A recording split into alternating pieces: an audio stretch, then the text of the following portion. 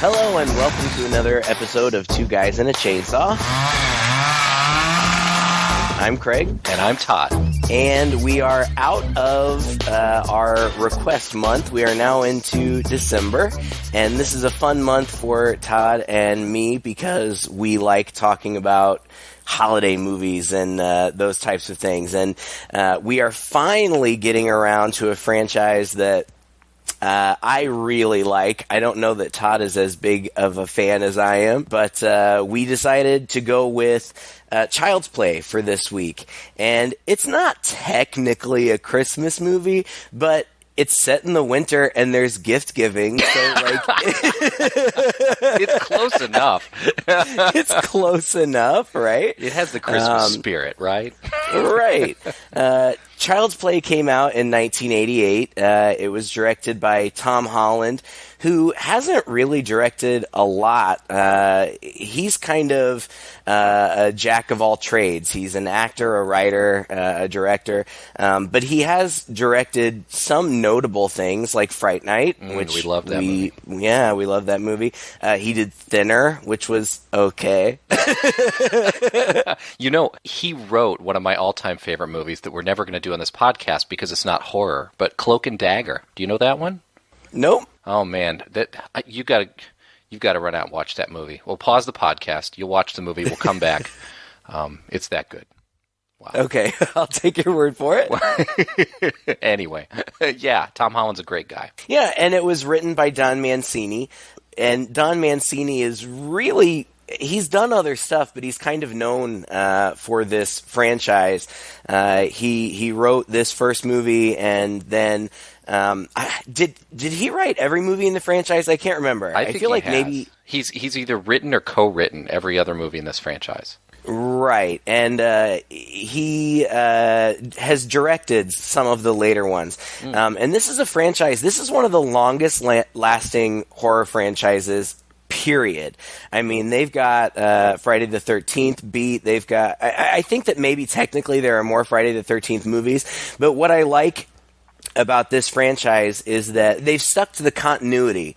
You know, a lot of franchises, they do reboots and remakes, and then there are sequels to remakes and blah, blah, blah. And at one point in this franchise, they had considered rebooting it, you know, kind of starting fresh. And that's what they thought that's what everybody thought they were going to do with Curse of Chucky, and then Curse of Chucky ended up actually being a sequel that stays true to the initial timeline, which I appreciate. And, you know, we can talk more about the sequels and things as we go along, but this is where it started. This is the first movie. It came out in 1988. And I remember watching it when I was a kid. You know, I don't know when, probably when it came out on HBO, because we had HBO and my dad taped stuff for us on HBO. And so I have seen this movie probably hundreds of times. And so whether it be nostalgia or not, I have a big appreciation for this movie. And sitting down to watch it yesterday, I realized that it's probably been a good decade since I've actually sat down and watched this from start to finish. You know, in doing so, I remember my appreciation for it. It's a interesting, fun, different little slasher movie, and I like it. You know, I saw it when I was a kid, too, but I couldn't tell you when. I mean, I wouldn't have seen it in the theaters. 1988, my parents wouldn't have taken me to see this. So you're right. It was probably on TV. It was probably on HBO or something like that. But even then, when it was in the theaters, this was a notorious film. I mean, I remember this film being about as notorious amongst us as kids as Friday the 13th, as like Nightmare on Elm Street 3, The Dream Warriors. Like, when it came out, it was a huge deal. And it was a huge deal also because, as I remember, it was pretty controversial, wasn't it? Mm-hmm. Like, parents were up in arms about this movie, and it was on the news and all that, about how it might influence kids and be bad, like this idea. It's funny because the whole idea of a killer doll is absolutely nothing new. Right. And we've seen it before in tons of even black and white films. I'm thinking the Twilight Zone episode with Talking Tina with Telly Savalas in it. Yep. There was a movie called Dead of Night, I believe, a British movie, one of the earlier anthology movies from like the 40s that has like a talking ventriloquist doll. And I feel like that, the ventriloquist doll coming alive trope has happened a few times. I think even Tom Holland said that he was inspired by some of those earlier movies, as well as what's that made-for-TV movie, Trilogy of Terrors, with the little Zulu doll running around. So what I read was that he got the idea that, hey, it's been a while since we've had one of these talking doll killer movies, and we haven't been able to do it with all the latest updates and animatronics to make it really cool. And that kind of set him on the path, as well as the pop culture landscape at the time, which, I mean, this was the era of the Cabbage Patch Dolls. This was the era of My Buddy. My buddy, my buddy. I love it when you sing, Todd. We can all sure that I'd sing the whole thing. Like we all know that song, right? Like we all remember this from that time. And Cabbage Patch Dolls was a huge phenomenon, and marketing to kids in general was a big thing. And it was also very controversial at this time. Like, this was the time, like, I was a huge He-Man guy, and this was the time that all the He-Man cartoons were on TV, and those dolls and those cartoons were explicitly, one and one made to market toys to children. That, with the G.I. Joes and the Transformers, was a huge, more huge controversy at the time. That people are really taking advantage of and shouldn't be targeting to children so much, and making all these TV shows and toy crossovers that really are kind of manipulative, just to get parents to buy things. And my understanding is that Tom Holland's father was an advertiser. He knew all this full well, and that was also in his mind when he was developing this idea for this movie. Yeah, that was kind of the inspiration, I guess. I mean, I think originally that it was meant to be a satire of all the marketing that was going on towards kids, and it just kind of evolved into this horror movie. And they started out with some different ideas. What we get, basically, is a possessed doll. And the way that it's played out in the movie is that it's possessed by this criminal who had some knowledge of voodoo. Okay, but originally, what it was supposed to be, what I read at least, was that it was supposed to be this doll, and Tom Holland or Don Mancini, I think it was Don Mancini, I don't remember, one of them in an interview confirmed that, yes, the design of this doll was based on the Cabbage Patch Kids, which were crazy popular when we were kids, when they first came out. Like, many of our listeners might remember when Tickle Me Elmo came out, and like it was madhouse, and people were like beating other people to get their hands on this toy. I mean, that's what Cabbage Patch was like when we were kids. But as you said, it was clearly, I mean, there's no denying, you just can't deny that this Chucky doll looks just like that frickin' My Buddy doll from when we were kids, except it's got red hair. I mean, it looks just like it. It does. It had to be inspired by it. It's the same size and everything. Yeah, exactly. And I don't even know why, as kids, we found that appealing. I remember wanting one of those My Buddy dolls. I didn't get one, and I applaud my parents for not falling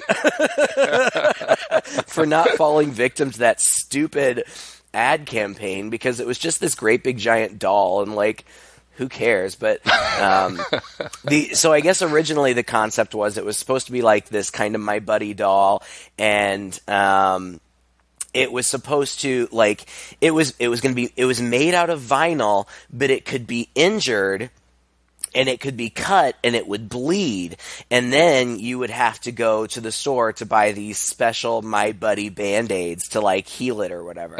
And so the original concept It's totally a doll for boys. I know. And I'll keep saying My Buddy. It's not My Buddy, it's Good Guys. They're Good Guy dolls. That's right. But the idea was that then you would have to buy these Band-Aids. But whatever, the original concept was that Andy, the kid in the movie, his doll that he got from his mom was going to get injured, and instead of getting it a Band-Aid or whatever, he made like a blood brother pact with it, and the mixing of his blood and the doll's blood caused this doll to come alive. And the original concept of the movie I just find really fascinating, because it ends up being something totally different, which is good. I mean, I like what it became, but the original concept is interesting too. It was, in the original concept, it was supposed to be much more of a mystery. Like, we were supposed to wonder, is this doll really doing things, or is Andy the kid really doing it and passing it off on the doll? And so there was a lot more intrigue and suspense, and a lot less of us actually seeing the doll do things. And I think that concept is an interesting concept. It didn't end up being that, but cool nonetheless. Well, it's a really interesting psychological concept, and I feel like there's shades of that idea in this movie, because that idea would have been like the doll, I think it was the doll was going to like basically kill all the people that Andy like had a beef with, right, in the middle of the night, like the babysitter or the teacher who harassed him and things like that. And so it's kind of Andy's damaged psyche lashing out at the world, and I feel like there's just a grain of that still in this movie, in that Andy doesn't have a father figure in his life. His mother is divorced, and it seems like, to me anyway, the real appeal to Andy of having this doll, and it almost seems very explicit in the middle of the movie, or earlier in the movie, where Andy has the doll in his bed, and it's after he's received the doll, and the mother comes in and is kissing him goodnight and says, "Oh, are you scared? Do you want to come in and sleep with me tonight?" And he says, "No, I don't need to. I have Chucky."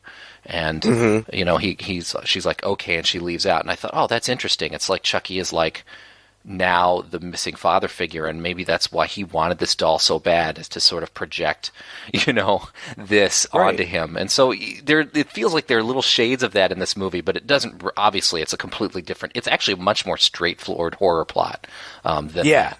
Right. And I read somewhere that that the original plot was kind of then, I don't know if it was stolen or borrowed or whatever, but it was used more for a movie called Pinocchio's Revenge, which sadly I've seen. Oh, no. That looks like a really crappy movie. I know it's the awful. box art for that. Does it have like really crappy CGI and stuff? Yeah, it's terrible. Oh, man. Oh, God. I haven't seen it. It's probably been 20 years since I've seen it, but it was bad. But anyway, if you want to get that more psychological twist on it, watch that terrible Pinocchio's Revenge. But don't request that we see it. Yeah, please, you sadomasochistic fans out there requesting things. Okay. So anyway, all right, so let's get to this movie. This movie, okay, it starts out with a cop chasing a criminal down an alleyway. And this cop ends up being, his name is Mike, and he's played by Chris Sarandon, totally famous guy. He was the principal villain in Fright Night. He was the bad guy in Princess Bride. Totally recognizable, great actor. And he's chasing this criminal whose name ends up being Charles Lee Ray, who is played by Brad Dourif. And Brad Dourif, I think, will forever be known as the voice of Chucky. Like, that is his legacy. And rightfully so, because he does it with such glee, and like, he's just so freaking good at it. And that's what, when they talked about doing a remake or a reboot, Don Mancini was on board and said, we can reboot this, but we have to keep Brad Dourif. There's nobody else that can be Chucky. And I totally agree with that. But Brad Dourif, in his own right, is a really good actor. You've seen him in a bazillion things. He played a really super sympathetic character in Cuckoo's Nest, One Flew Over the Cuckoo's Nest. He was a cop in the Halloween remake, but he's been in a million things. He's a great actor. But it just seems like he takes such delight in voicing this character, and I think that he is probably 90% of why this franchise has lasted. He's just endearing in this role, even though he's the villain. Like, he's a super endearing villain. Wouldn't you agree? Oh yeah, he's a fantastic villain in this, and even when he gets into Chucky, the voice acting is crazy. It's just intense. Okay, it's just intense. And you really need a good villain at the beginning of this because he just comes across as an absolute evil guy from the very beginning. Just this first 5 minutes of the movie, you're totally convinced that this guy is capable of doing what he does. Okay, so the cop is chasing him. It's funny, I read that there was an alternate ending. Apparently there were all kinds of deleted scenes, alternate endings, alternate beginnings, and deleted scenes throughout, but supposedly these have been lost. Like Don Mancini says, they just got rid of all of the excess stuff when they did the editing.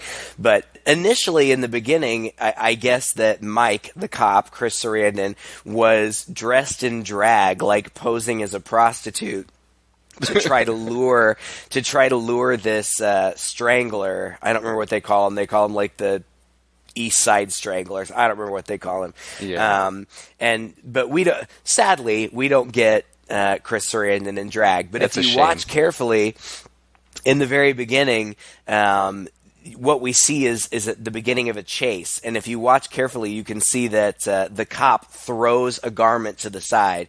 That was his drag dress. But that's all we get of it. But he chases this guy, and it's Charles Lee Ray. Apparently, the criminal has like a cohort waiting for him, this guy named Eddie Caputo. But when his cohort sees the cops, he takes off. Charles Lee Ray has no real choice but to break into this toy store where the cop follows him in. And I don't know, nobody's going to care about this because probably most of the people that listen to our podcast aren't as old as us, but it was so nostalgic of me to see this 80s toy store. Oh my God.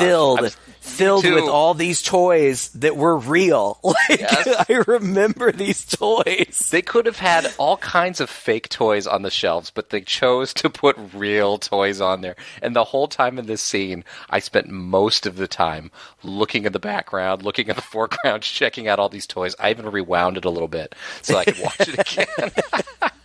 I did too. I mean, there was like Dizzy Dinosaur and just so like many. Ecto like One car. There was that hockey game that the cool kids had.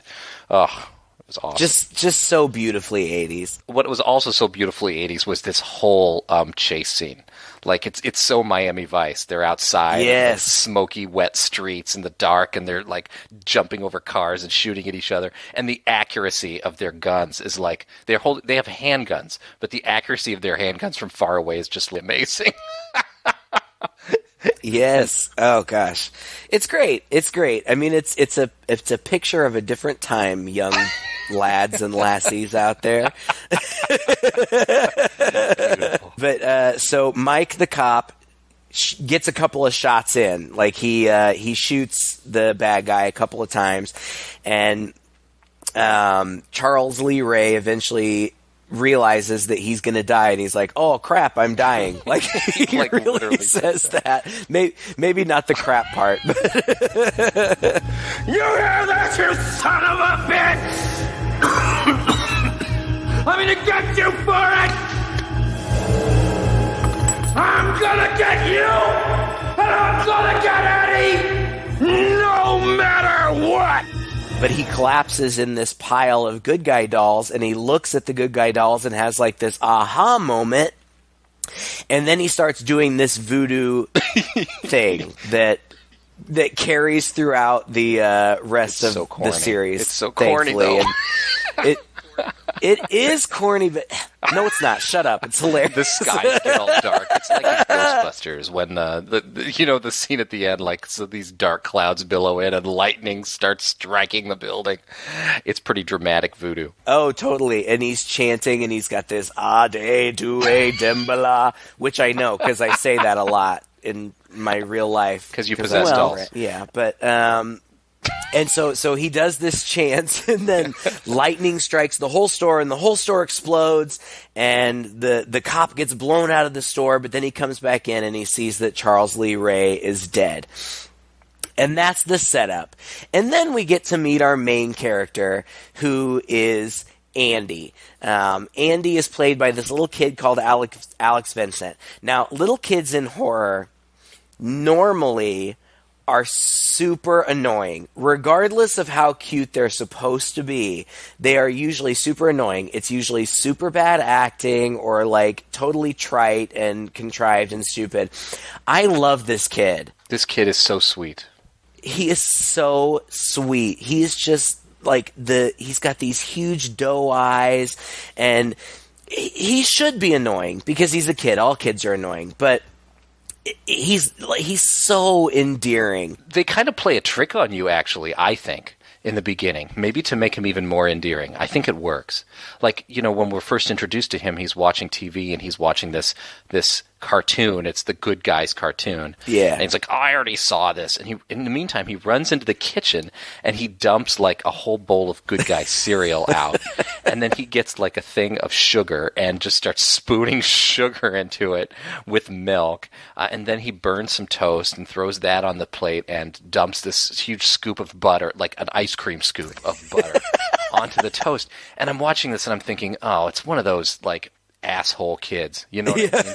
Hop a bunch of sugar, you know, whatever.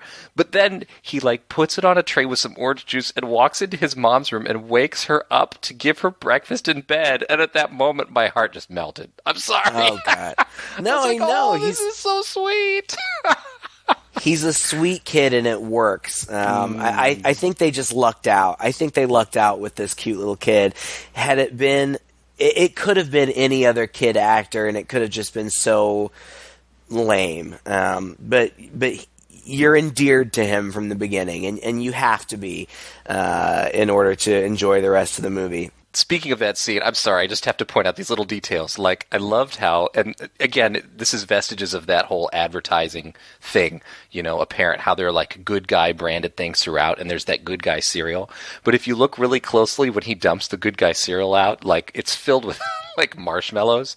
And they're actually like these huge doll-shaped marshmallows in the cereal, 10 times the size any cereal marshmallow has ever been. They crafted some doll-shaped marshmallows to go in the cereal.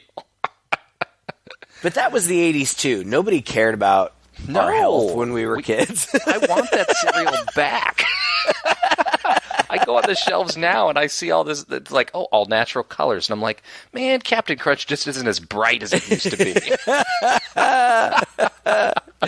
Very true, very true. And it is funny, like he's watching the Good Guy cartoon, which is so, it could have been real, you know, like it was so reminiscent of the cartoons that we watched. And then it cuts immediately from the Good Guy cartoon to a Good Guy commercial where there's this man in this big creepy Good Guy suit. It's awful. How did anybody ever think that would be cool? I don't know. It's funny because when I was a kid, I wasn't scared of that stuff, and now as an adult, I look at it and I'm like, oh my God, that's so freaking creepy. There's a lot of this whole Good Guy franchise that's actually really creepy. Right? The guy is one of them for sure. But, you know, it's a pretty accurate depiction. I mean, it's almost like Barney, you know? Oh, absolutely. Mm-hmm. Yeah. Scary. It's exactly the way things were in the 80s and even in the early 90s, too. It turns out it's Andy's birthday, and there are gifts wrapped for him. And I guess, apparently, this Good Guy franchise has been going on for a while, but they're just now releasing the dolls. And the dolls can talk, and they can say 3 sentences.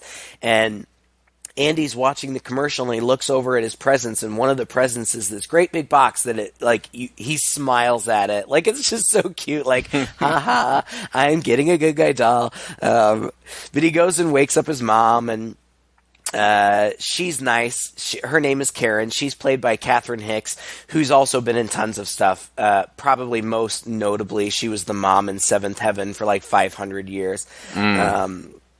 But she's been in lots of stuff, and she's endearing as well.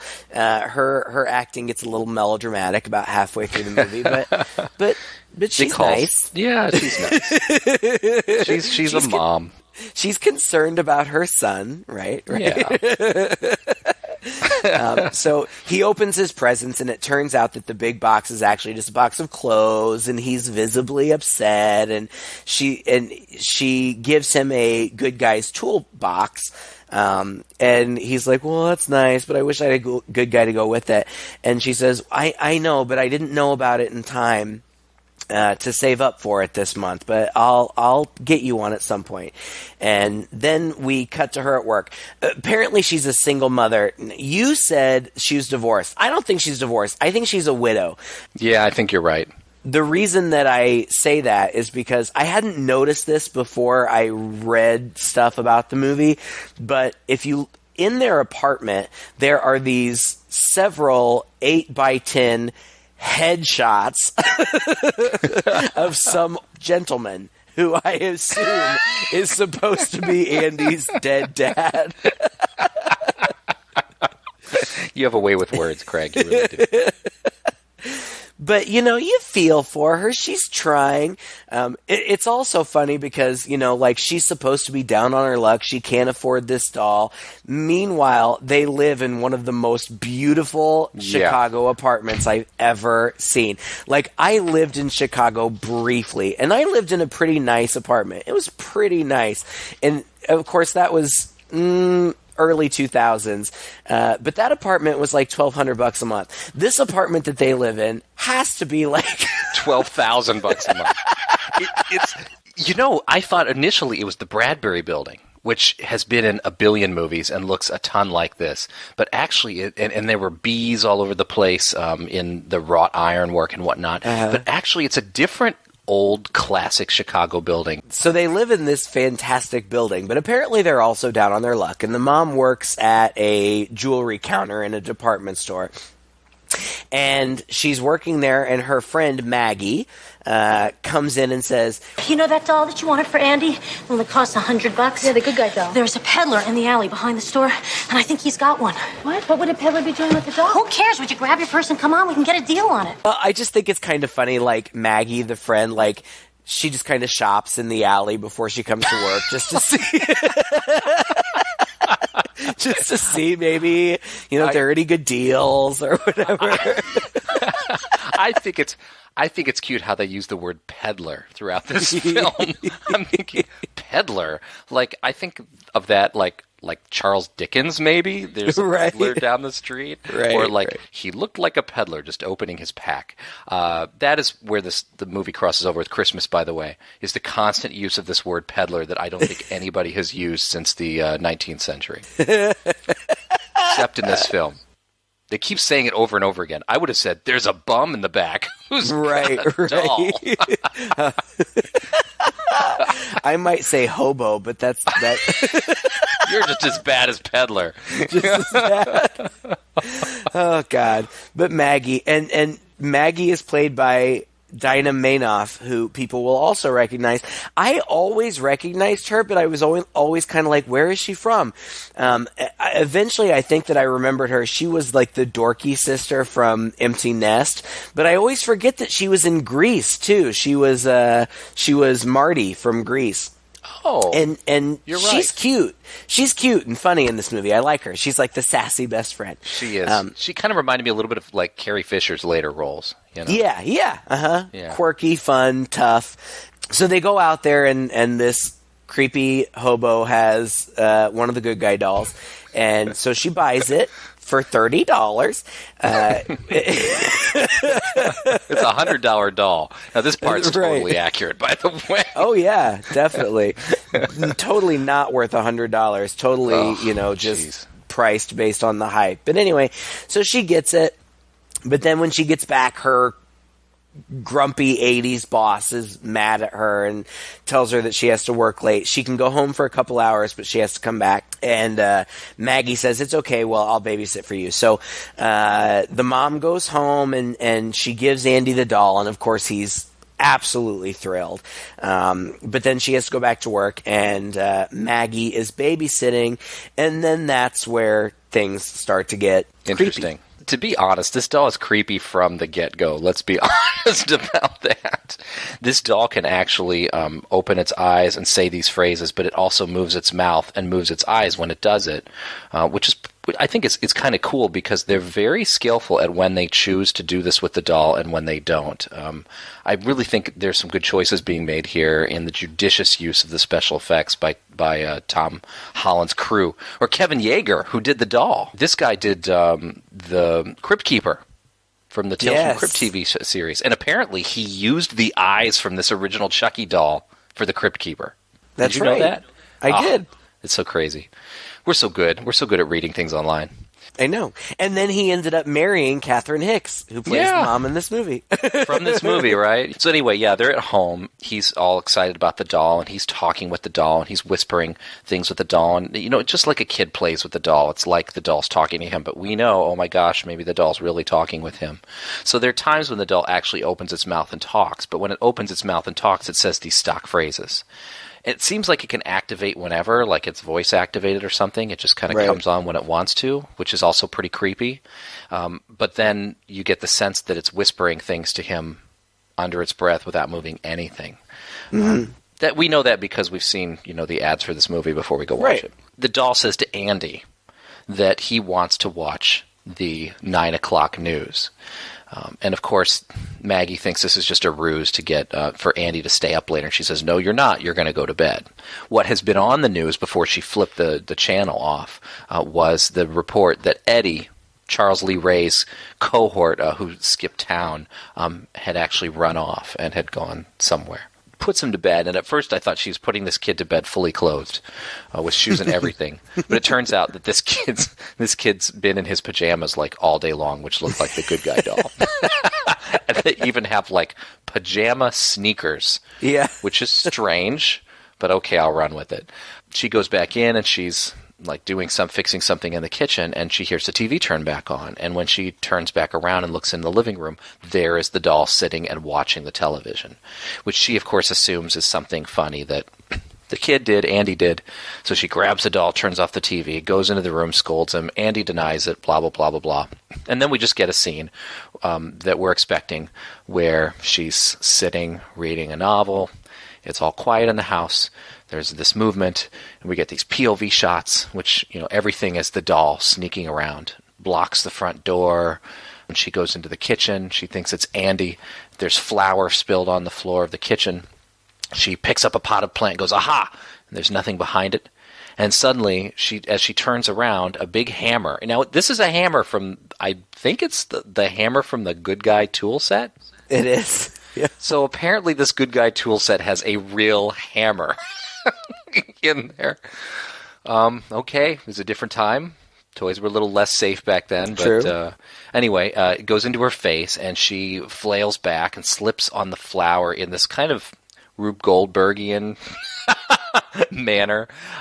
Ends up catapulting out the window of this, I don't know, it's like 8 stories up in this building, falling out the window down to her death onto a car. And so that's the first kill of the movie, and Andy's asleep through the whole thing. And the next thing we have is the mother coming home to police around her apartment, running upstairs. It turns out it's her apartment, and there's a detective. Happens to be Chris Sarandon. The same detective. The only detective in Chicago. In Chicago, yeah. He does it all. He chases and shoots the criminals, and then he investigates, deaths, apparently. It's kind of funny that this woman would get home before she realizes that there are cops all in and throughout her apartment with her kid, but yeah. That's what happened. Yeah, and I don't want to dwell on it too much because we've still got a lot of plot to cover. But that first kill is my favorite one because it's very Hitchcockian. You get the POV shots, and you don't see the killer. You just kind of see her take the hammer to the face from kind of a POV kind of perspective, and then she goes flying out the window. It's kind of old school murder thriller, and I really like that. It is, and the thing is, we don't see hardly anything of the doll. Right, nothing at this point. It's clearly the doll because we see little flashes of it, but that's about it. I mean, barely a hand or anything. It's just a hammer. And then, so then the cops come and they're investigating, and there's the good guy footprints in the flour that was spilled in the kitchen, and so the cop is suspicious of Andy. And this, I think, is kind of the remnants of what was initially intended, where you're not supposed to know if it's really the doll or if it's really Andy. I mean, we know it's the doll. It was, like you said before, in the advertising, it was clear. It's not like they were trying to hide anything from us. So after the mom gets rid of the cops, and she hears Andy talking in his room, so she goes in there to talk to him, and she's like, "Who are you talking to?" And she's like, "Chucky." And the mom's like, "Oh?" And he's like, "Yeah." Chucky's been talking to you too, hasn't he? What's he been saying? All kinds of things. His real name is Charles Lee Ray, and he's been sent down from heaven by Daddy to play with me. Has he? Anything else? Yes. He said Aunt Maggie was a real bitch and got what she deserved.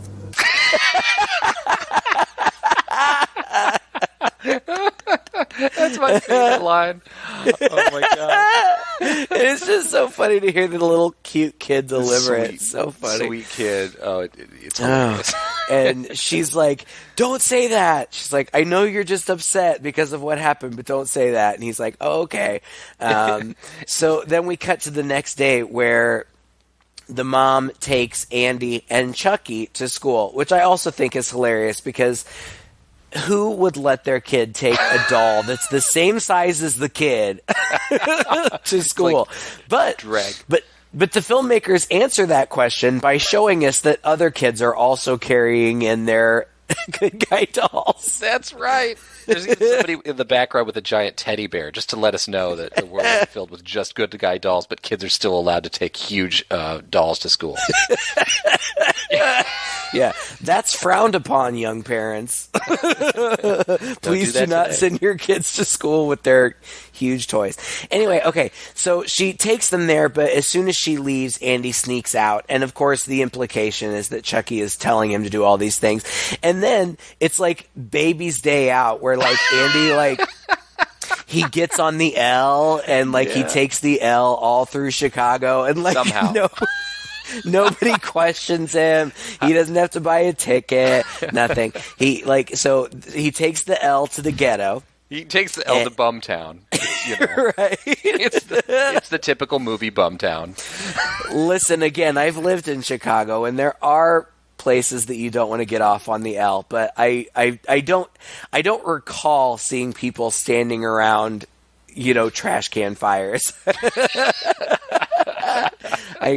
I guess that was the 80s. I don't know. Anyway, so what ends up happening is that Chucky leads Andy to Eddie Caputo, his partner, his cohort's place. His rat-infested crack house. Right. There's which so many rats.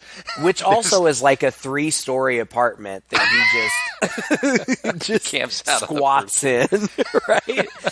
There's so many rats in this place that like dishes and pots are moving on the counters and in the sink. Right.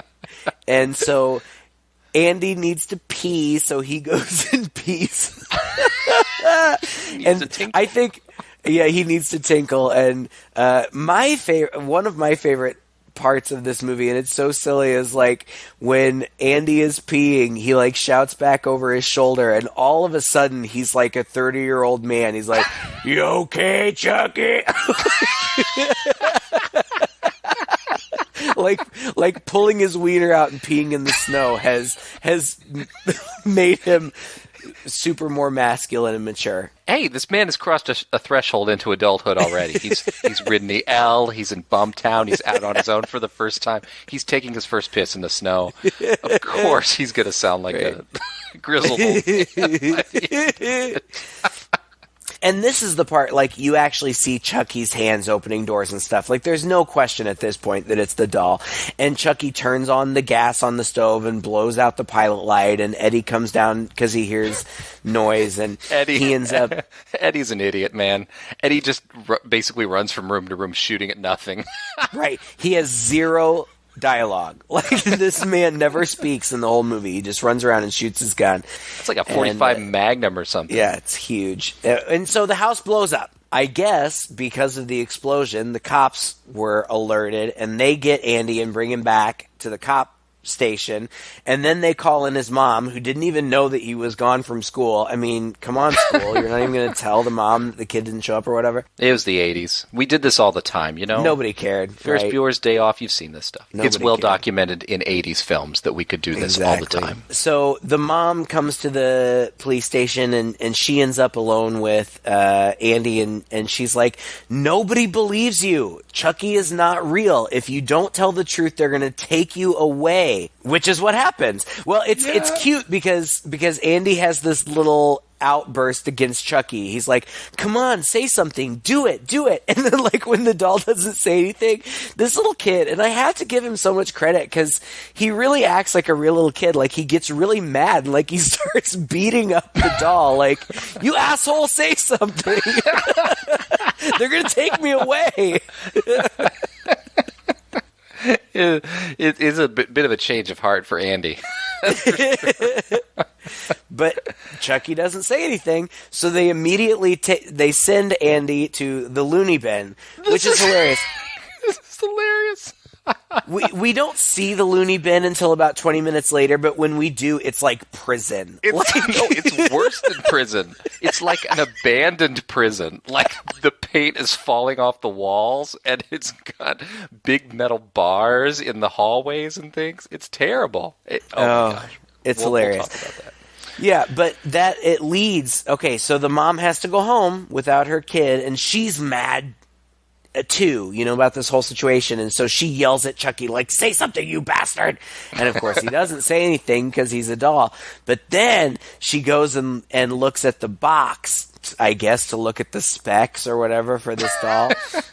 Well, I thought that she turned it upside down, but she didn't. It's just like, miraculously, the batteries just fall out of the bottom of the box, which makes her realize that the batteries aren't in the doll.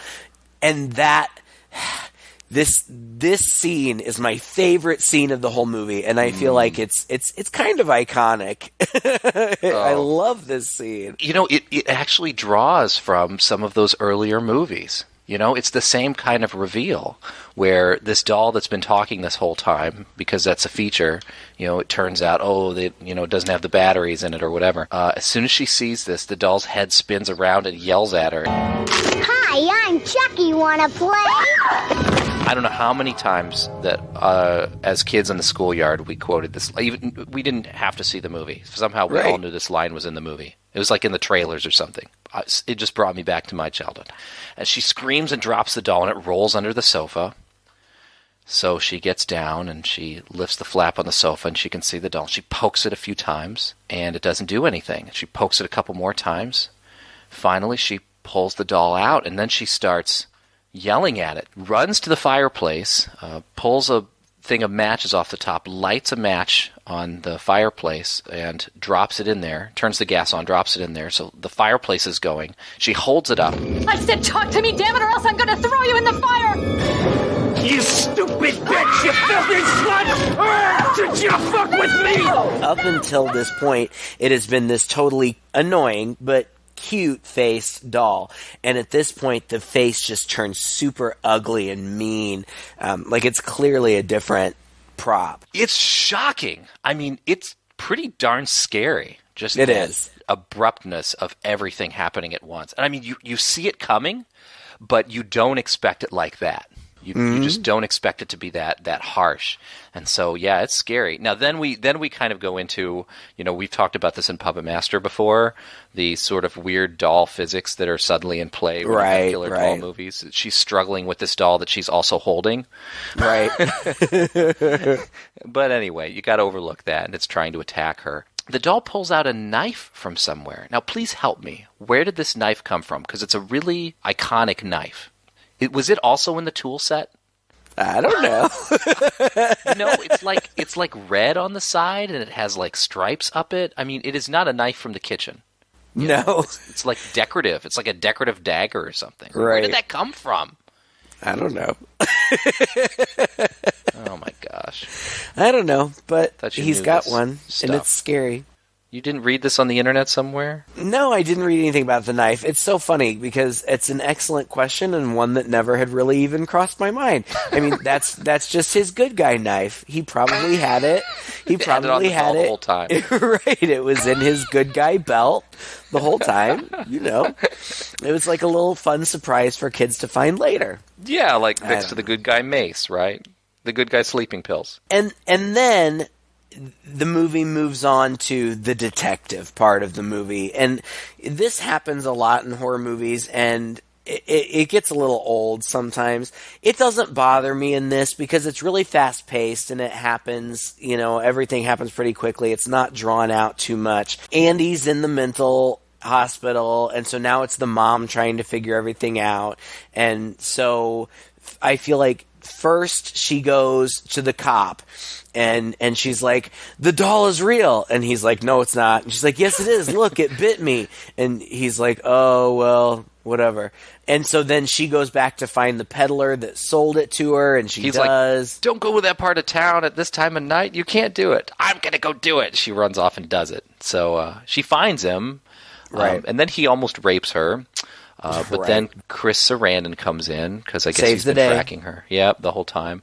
They find out from the peddler that the doll, where the peddler got the doll from, was the burned out toy shop, and that startles Mike. Not enough to make him believe that all this weird stuff is actually happening. Right.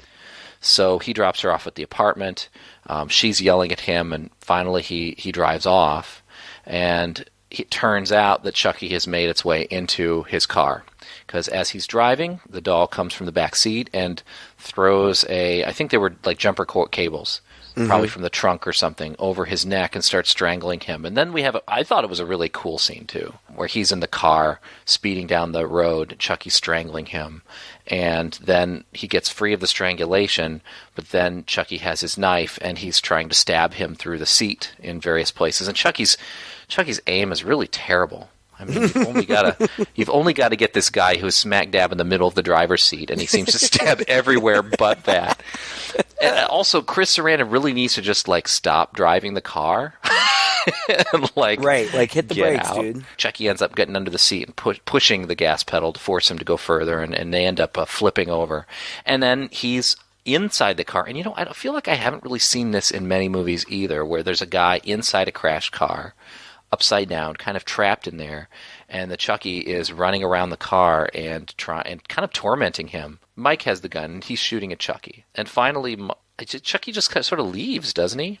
Well, it's because, so first Mike burns him with the cigarette lighter. Then he shoots at him and Chucky says, it doesn't matter because you can't hurt me anyway. But then Mike does shoot him, and it does hurt him, which makes Chucky run away, which kind of leads into the next bit. That's right. Apparently, so now Mike believes the mom, so he goes back to her. Meanwhile, she's been investigating. All of this gets a little bit contrived in this part. Yeah, because Mike then goes into the office at the police station and decides to pull Ray's file. And he goes back to Karen. He says, I decided to pull Ray's file, and I learned a few things. His nickname was Chucky, and he hung out with a guy named John, who was a voodoo guy. And at this point, I'm thinking, really? I got the sense from the beginning of the movie that this was like a guy that you tracked and chased down. Like he was your nemesis for a little while. So why did you have to go and pull his file to learn these two very extremely basic facts about him? But anyway. Right, and so Chucky goes to the voodoo guy. I didn't think anybody could hurt me. But last night I got shot. You know something? It hurt. It hurt like a son of a bitch. It even bled. And why is that, John? You're turning human. What? The more time you spend in that body, the more human you become. Chucky's like, well, tell me how to fix it. And the voodoo guy's like, no, I'm not going to. I'm going to call the police. So he goes to run to call the police, but Chucky pulls out a voodoo doll of the guy. He, breaks the leg. Like, he's torturing this guy through the voodoo doll or whatever. And so the guy reveals to him, you have to do the ritual with the first person that you revealed yourself to, and then your soul will transfer into his body. And Chucky laughs and was like, ha ha ha, the first person I told my secret to is a 6-year-old kid. I'm going to be 6 again. Meanwhile, the mom and Mike, like, it's funny. Like, it didn't bother me in the movie. Like, It didn't bother me at all. Talking about it, it sounds super contrived. But the mom and the cop are just always one step behind him. Like, they burst in as this guy's dying and Chucky's already left. Yeah. Right. And so the voodoo guy's like, protect the boy. So they take off to the hospital. But of course, Chucky's already gotten there. Andy, in this prison of a mental institution. I mean, there's bars on the window. The floors are concrete. Like, he's got nothing in his room. He's on clearly like a prison bed. He's still wearing awful. his coat. Like, it's cold. Like, it's ridiculous. He's like rattling the bars of the door, like, let me out. He sees Chucky coming, and he rattles the door and is like, let me out. And I really liked that scene because the poor little kid. But Chucky is here! Then he's going to kill me!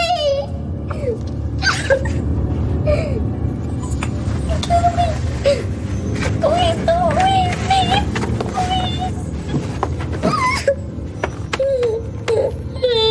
It's heartbreaking. It's terrifying. I don't know how they got this kid into this place, and I hope that he was okay afterwards. But, like, he was clearly really upset and crying and scared. Like, he did a really good job. Good job, Alex, whatever your name is, Alex Vincent. Good job. I'm impressed. But then there's a whole deal where Chucky chases Andy through the mental hospital, and the doctor ends up kind of restraining Andy and in the operating room or something like that of this mental hospital. Which looks like an insane asylum, like it looks observatory room. They do like lobotomies in there or something. Right. But fortunately, Chucky, the doctor's trying to sedate Andy, but Andy's kind of fighting. Fortunately, Chucky shows up and kills the guy. He puts an electroshock thing on his head and shocks him to death, and the doctor's like bleeding from his mouth and his eyes. And again, another something that made it so scary was that Andy, this little kid, is watching this happening, and he's just saying, stop. Like, it's horrifying. But to think of this little kid witnessing this. But on the other hand, it felt like they were reaching for another. I mean, this isn't like Friday the 13th. This is not the kind of movie that requires Chucky to have lots of creative different ways of killing people. Instead of just running over with the scalpel he has in his hand and just like stabbing him a few times. I actually remembered this scene as being from one of the sequels because it's much more characteristic of the sequels. These kind of creative kills. Premeditated kind of thing. Right. Yeah. This was certainly not premeditated enough for this to happen. Yeah, right. Weird. Andy runs away, and then 5 seconds later, the mom and the cop show up at the hospital, and they're like, where's Andy? The cop's partner, who just pops in every once in a while, is like, oh, it seems like Andy killed the doctor, and then he ran off. And so Mike, the cop, is like, well, where would he have gone? And she said he wouldn't have gone home. That's where I always told him to go. And so we see immediately that Andy is home, and he's trying to, like, barricade the door and stuff. And we know that the mom and the cop are on their way to help, but he's by himself for now. And that leads to the final showdown. And the final showdown plays out pretty much exactly as you would expect it to. But at the same time, I found it very satisfying. Like, it's a lot of chasing. It's a lot of, ha-ha, surprise, I got you kind of stuff. But it worked out for me. He chases Andy around, the mom and the cop. He knocks Andy out with the baseball bat. He starts to do the ritual. The clouds and the lightning come back, but the mom and the cop interrupt, and then he knocks the cop out. But then the best part is when the mom gets Chucky into the fireplace, and she's she's got her back pinned so that he's held in there by the fireplace grate. She can turn the gas on, but she knocks the matches off and she can't get them off. And she's like, Andy, help me, help me. And Andy's basically frozen, but then he comes over and he gets the match and he strikes the match, and immediately Chucky reverts back to his doll voice and says, Andy, no, please. We're friends to the end, remember? This is the end, friend. Oh, God. I can't tell you how many times my sister and I said that to each other growing up. Did you lock each other in the fireplace, too? As you were doing God. it? She was the crazy one. That's a story for another day. Chucky's all burnt up, and he jumps out of the fireplace and is like running around the apartment, setting the furniture on fire, which they never address again. This apartment should be like in flames. Yeah, the fires just went out on their own, but he burns up and he falls down and he's apparently dead, which is one of the first of few false. I have to admit, like at this point, I was ready for the movie to be over. Like, oh, that was nice. That was a really good finale, and it would have been better if they had left it there. And it had to bring in his stupid detective friend. He shows up later, and Mike is like, the doll came alive and attacked us. And he's like, yeah, right. He's like, well, go out in the hallway. He's there, but don't touch anything. And so the guy goes out, and sure enough, the doll's all burned up in pieces in the hallway. And the first thing he does is pick up the head. And he looks at it, and he tosses it back and forth, and he comes in like a jokester, and is like, here's your doll, talk to it. Look, don't tell me it can talk to you, blah, blah, blah, blah, blah. And then out of the grate in the wall? Yeah, the vent. Yeah. The vent in the wall? This arm comes out and grabs him and starts to strangle him? Sorry. Yeah, somehow Chucky's body got into the vents or something. Yeah, it's dumb. And then he flops around again like, oh, this doll's attacking me. We'll just drop it. Right. Throw it off of you. But, of course, Mike is too incapacitated by his leg to do anything. And anyway, then and it turns out that the mother grabs the gun and shoots Chucky a few times. Right. Through the heart. Which is what the voodoo guy said she had to do. And apparently that's, Chucky's dead, and they all walk out, and the last shot is of little Andy kind of, looking back through the door to see him.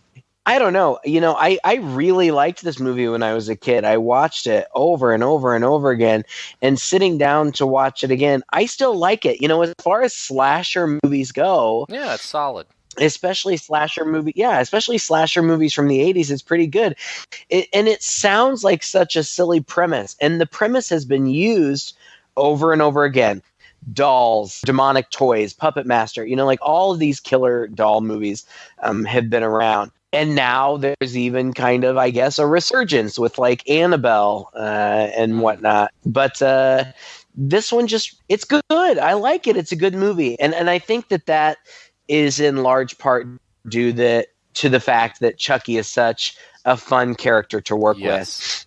That's what really saves this movie, I think. And the kid's acting.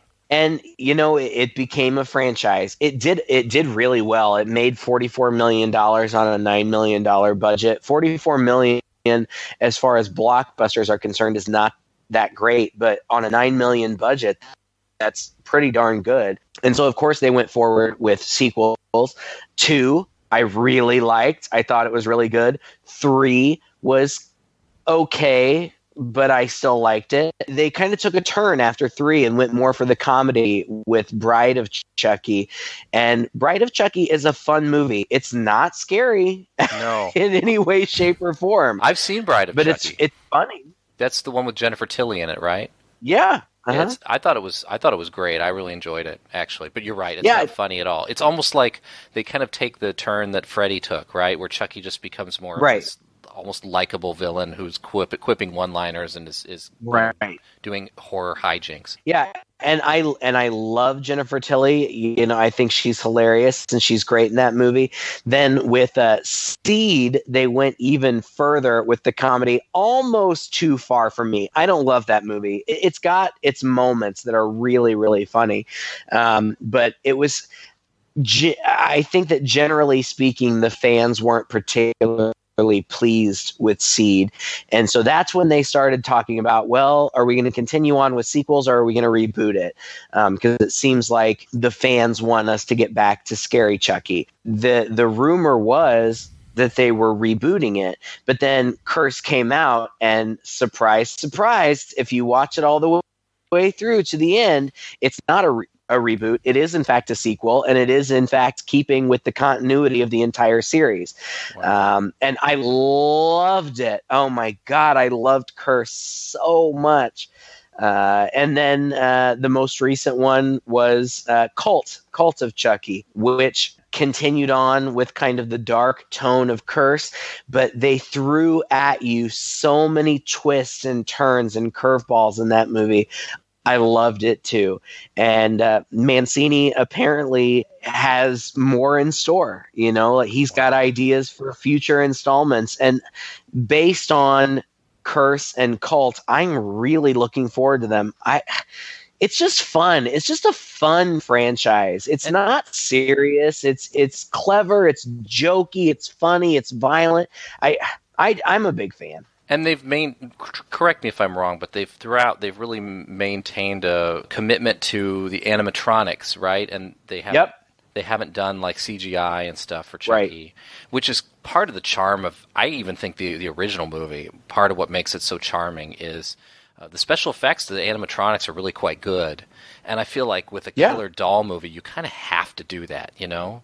You have to have real life animatronics because it's got to have that look and that feel of a doll. But you know, animatronics, no matter how good they are always a little stilted. But that works really well for a doll that's come to life. It's going to be stilted. It's going to be stretching in unnatural ways as the human form or whatever inside of it is kind of pushing and pulling against the plastic, you know, outer shell of it. It just really works. And like we said earlier, those moments in this movie where the happy doll turns into suddenly the evil doll, they are really shocking in part and parcel because of those special effects. Yep. And I loved it. I loved it here. I thought it was going to look dated. I thought it was going to look bad, but it doesn't. It really still works today. And even though it's kind of a silly movie premise-wise, it still hits you, I think, in all the right places for most of it. You know, the kid, like we said, is just heartwarming, and you really care about him, and you really feel like he's scared. And the doll's really sinister, and you just feel like he's going to come at them no matter what. That you can really overlook some of the silliness in the movie, just like you will overlook the silliness in so many, you know, slasher films.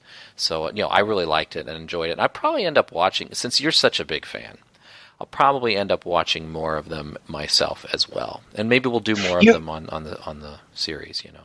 Yeah. I mean, you really should. I mean, I understand the people who are not fans of Bride and Seed because it really just goes for dark comedy. You know, that's all it is. It's a joke, and it's meant to be a joke. And so I get it when people are turned off by that. But I don't know, you know, as far as the continuity of the series, this came out in 1988. Here we are in 2017, and they're still pumping out these movies. It's special. There's no other franchise that has really sustained itself for that long. And it's the same people involved, right? I mean, right down to many of the same actors. Certainly the same writer, you know, is behind it. That's impressive too. Another reason that I like it is because that's rewarding as somebody who's been a fan. Like in the most recent two, they have brought back some of the original actors. Alex Vincent, the little boy from the first movie, and he was in the second movie also, but he's back now as an adult and playing a very active role in the franchise, and that's just cool. You know, it feels like a payoff. You know, like I've been giving this franchise my attention for 20 some years. I appreciate it. Yeah, I appreciate it. Now, when Craig and I were digging around, looking for things associated with this movie, we found an interesting bit of music. I'd almost forgotten.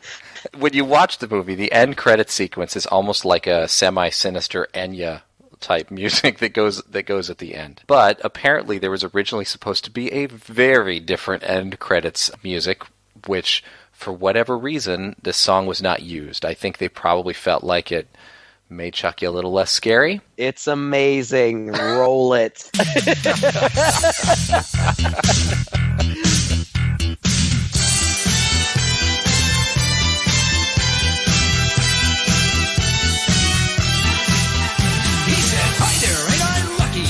To meet you, call me Chucky. I'll always be your very bestest friend. You know, pals are hard to come by, but you'll find that I'm a good guy who'll stick with you until the very end. Then, much to my surprise, he rolled his head and he blinked his eyes. So I took him home to be my very own. And things were really going swell till my auntie slipped and fell. And Chucky laughed and said, "Now we're alone."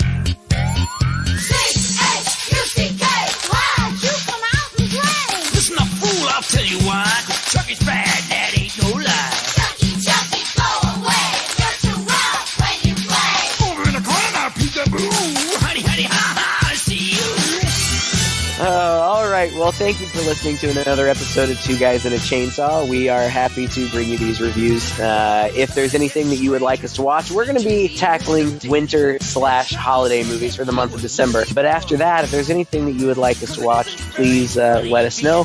Please chime in with any comments or discussion that you have. You can find us on Facebook. So you can find us in all the places that you can find your favorite podcast. Until next time, we are your friends to the end. I'm Craig. I'm Todd. With Two Guys and a Chainsaw.